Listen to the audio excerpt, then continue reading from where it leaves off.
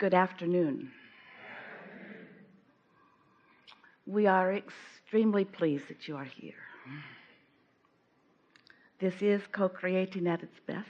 Yes, it is. Yes, it is. So now what?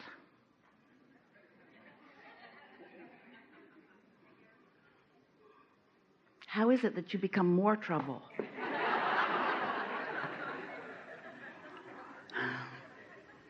Just relax today and know that whatever's on your mind, we're going to talk about it. Right? Hello again. It's not even, but it's always fair. I wanted to talk more about what you said yesterday about not having it right now, but having it better. Don't let your wanting to fill a void, don't let your lack consciousness make you move before you're vibrationally ready to move. Let your movement forward, let your impulses be about your alignment, not about your urgency to fill a void. You follow? Kinda? Not really. Well, then we'll take another run at it. Wait for the good stuff.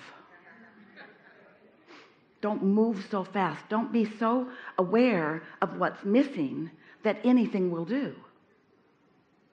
Instead, let the pieces that are missing help you to identify desire, and then hold yourself in vibrational alignment with the contents of your vortex and enjoy the unfolding of your desire.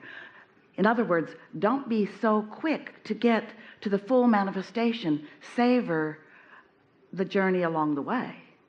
You hear it say, in fact, you say it often as humans, that the joy is in the journey, but you don't mean it. What you usually mean is blah, blah, blah, blah, blah, the joy's in the journey, give me the stuff. Blah, blah, blah, blah, blah, blah, blah, the joy's in the journey, but I want the money to come out of the vortex and into my bank account. That's what you usually mean. And it means that you have forgotten about where satisfaction comes from.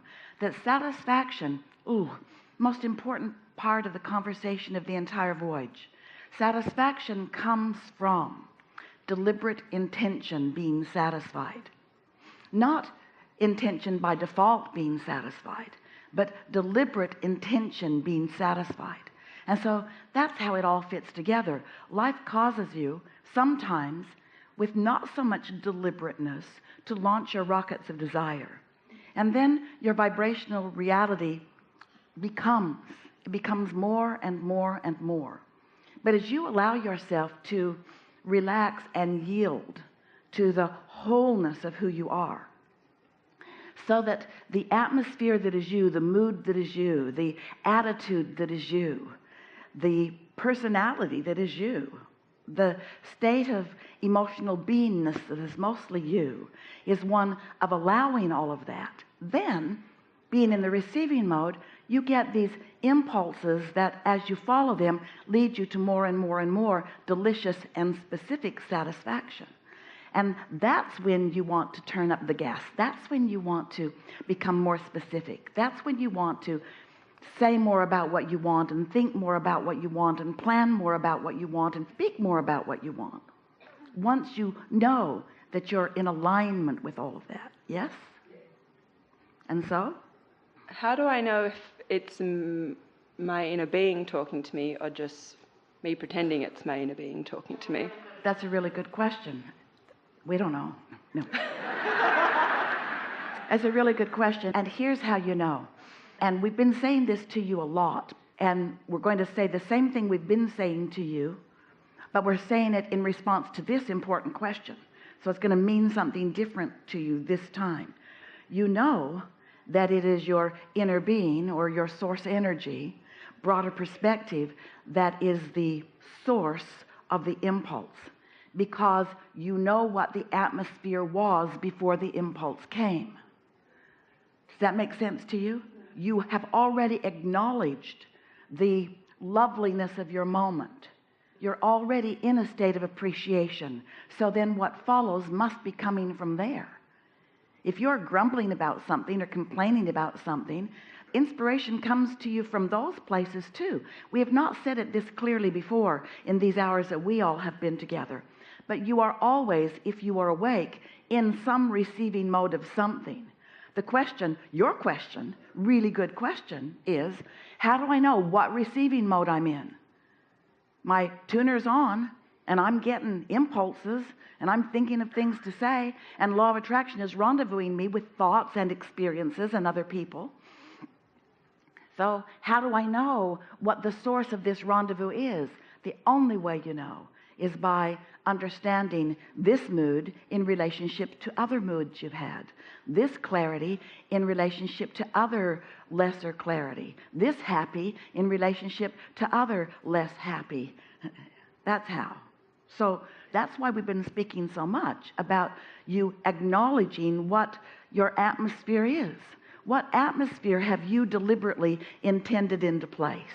Have you ever had an experience, maybe a wonderful one, maybe a not so wonderful one, and said to yourself, well, that's about right?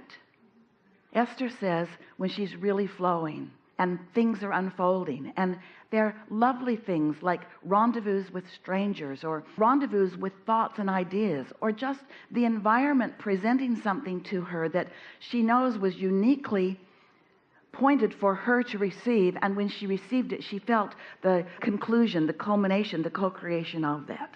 And when things like that happen, and you know that they've come in on the wings of your alignment, and you say, that's just right. Esther likes to say, and she doesn't mean it literally, the magic's happening. The magic's happening, and she knows it's not magic. But it feels magical because it feels otherworldly, because it feels more powerful, because it feels so resourceful. It feels like everyone and everything is in on her happy moment in time, moment in time, moment in time, moment in time, moment in time. And conversely, sometimes when things aren't going so well, and she's on a little bit of run of something like that, she'll say, yeah, that's about right. That's about right. That pretty much matches the atmosphere that I put up with, that I tolerated, even that I encouraged. So it's not what you're doing in any moment in time. That's not the emphasis that we're wanting you to focus on. It's how am I feeling? What is the environment in which? What's the environment in which? What's the mood environment in which I am dwelling? So when we say, what am I bringing to the table? What am I bringing to the rendezvous? That's what we're talking about. What's my mood? And if you want to take it further into even more deliberate creation, what's my mood and how long has this been my mood? Meaning, what's my mood and how much momentum has this mood allowed to build? Therefore, what am I anticipating for this unfolding, for what's next and next and next and next? Because one moment leads into the next and the next and the next and the next and the next and the next and the next and the next. And so each moment that you are cognizant and caring about how you feel, you're pre-paving for the next moment and the next moment. And each moment that you're paying no attention and just letting other factors other than your care about your alignment and your care about your alignment and your care about your alignment and your care about your alignment and your care about your alignment, when you're letting any other factor than your care about your alignment dominates, if you're having knee-jerk reactions to something, then you don't have much control of your experience. And then what do? Just write it out. Just write it out. Because once the moment is unfolding, once the momentum is popping, once the thoughts are turning to the things of this manifested moment, and isn't every moment a manifestation? So once the vibration has turned to the things of this manifested moment, no effort is going to head it off. You can pretend it is. You can say words that make you pretend like you don't know what's happening or how it happened, but you all can't go back. You know too much. That disclaimer that you signed, I take full responsibility that I'm the creator of my own experience. It was in the invisible ink part. We wrote it vibrationally. Enough? Yeah. Really good. Nice way to begin today. Yeah.